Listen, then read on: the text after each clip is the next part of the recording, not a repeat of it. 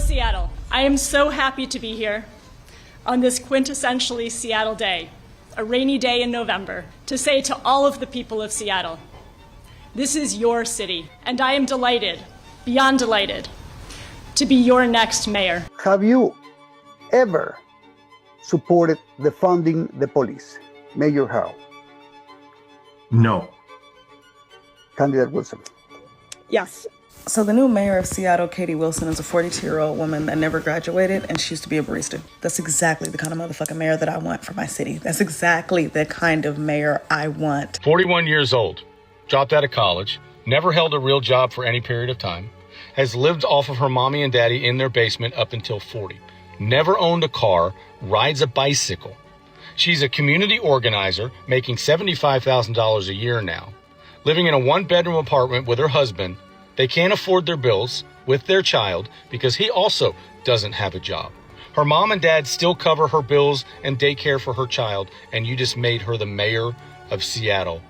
$9 billion budget. Access to affordable, healthy food is a basic right. Whoa. We cannot allow giant grocery chains to stomp all over our communities, close stores at will, and leave behind food deserts. That was Seattle's brand new mayor, Katie Wilson, and she's declaring war on grocery stores closing? You know, because nothing says freedom like forcing businesses to bleed money in crime-ridden cities. You notice how she tried to blame corporations for the food deserts? What actually creates the food deserts is progressive policies that lets these criminals back out so they can steal from the stores again. Seattle just elected a socialist mayor who has never run a business, couldn't afford childcare without her parents sending checks, and now wants the government to run grocery stores. This is probably going to end the way we all think it's going to end. If you thought Chicago was bad under Brandon Johnson, Seattle just said, hold my coffee. This is Katie Wilson right after her acceptance speech going after Starbucks. Thank you to the incredible Starbucks partners and workers who are here today and fighting across the country for a fair contract and for a union. Because in Seattle, when workers' rights are under attack, what do we do? When workers' rights are under attack, what do we do? Today, I'm asking everyone who believes in fairness, dignity, and workers' rights to stand with us on this picket line. While baristas are on strike, the baristas have shared that the best way to show our support is not to buy Starbucks in solidarity.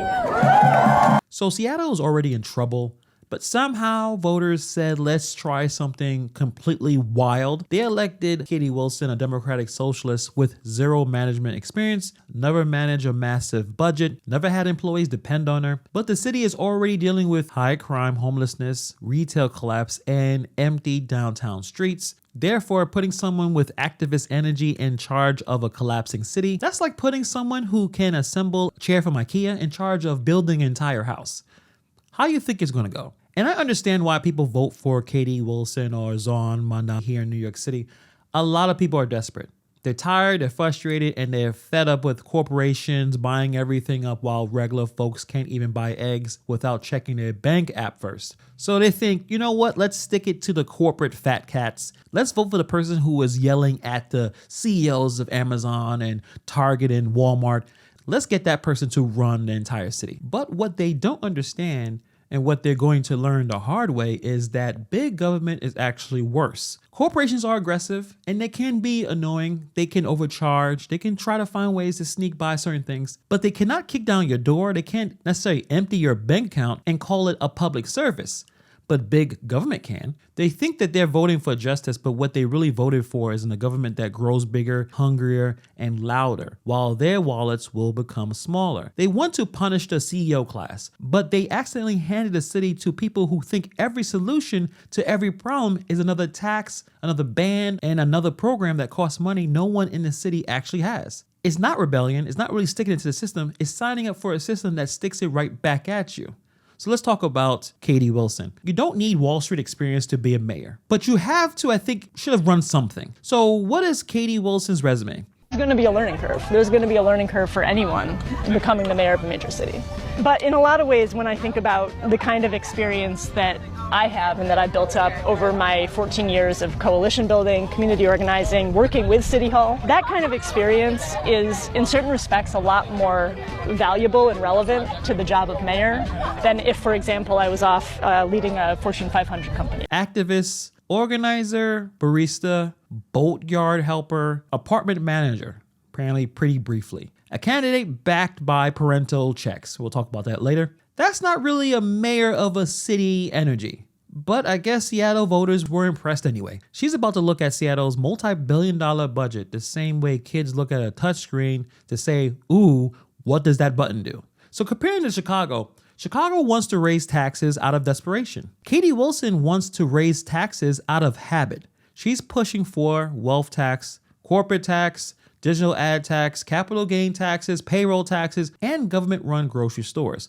All from someone who has never ever generated any kind of revenue, which is really bad considering that Seattle's economy is shrinking. The only people going to be left to tax are the ones already struggling to survive in this city. Katie Wilson openly said this, and I appreciate her honesty, that her parents, two New York professors, send her checks to help her survive Seattle's cost of living. She's 43 years old. There's nothing wrong with parents helping their kid, even though that kid is 43 years old. But for someone who has never generated real wealth, never built anything, never had to meet payroll, doesn't understand the pressure businesses face. Her only economic move is probably redistribution. Tax the people who produce, then give it to the people who don't. And I want to get to this issue because this word socialist, it is now so important in America and such a topic of conversation. And you clearly are proud of being called a socialist. You're not afraid of it. Being a socialist is really, first of all, it's about a belief in good governance, right? I think it's really damaging when people lose faith in the ability of their government to successfully tackle big challenges, when they lose faith in their government's ability to deliver services for the people.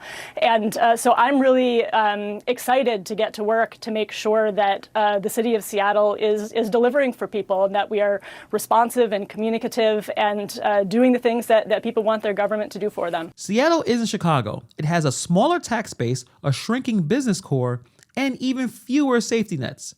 So this situation is going to hit harder. Grocery stores are shutting down left and right. Fred Meyer, Walgreens, Bartell's, Rite Aid, high theft, no enforcement, and endless regulations. So what is Katie Wilson's solution? Well, just stop the companies from closing at will, banning grocery stores from closing.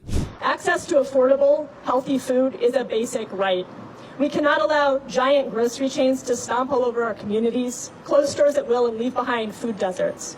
Together we can build a Seattle where fresh food is for everyone, not just for those who can afford it. Food deserts are not natural. Corporations create them when they abandon our communities. As mayor, I'm excited to step up and with UFCW explore public option grocery stores to fill those gaps. Fred Meyer's corporate PR machine wants us to look at their decision to close these stores and to take their excuses at face value.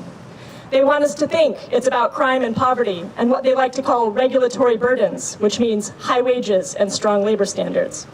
But don't fall for it. This closure is about just one thing: corporate greed. How do you force a private business not to close?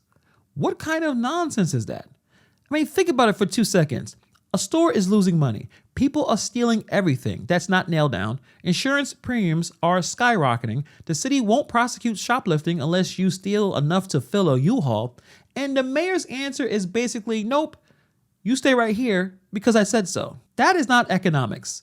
That's not policy. That's a toddler throwing themselves on the floor on a full tantrum because Toys R Us went out of business. Businesses exist to make money, not to play superhero in a city that refuses to enforce the law. If you force a store to stay open while it's bleeding out, that's not protecting the community. That's putting a Band-Aid on a shark bite and telling the victim to just walk it off. And if she actually tries this, if she really tries to push this "you're not allowed to leave" fantasy, Seattle is going to get hit with so many lawsuits that the city attorney's office is going to need some time to lay down. You can't trap a business inside city limits like you're putting them on timeout. Once you start telling private businesses they can't leave, what do you think every other new company is going to say? They're going to probably say, well, we're not coming. Her ideas won't fix the crime or the cost. They're just forcing struggling businesses to stay until they die. Seattle's about to become the nightmare business version of a really scary hotel.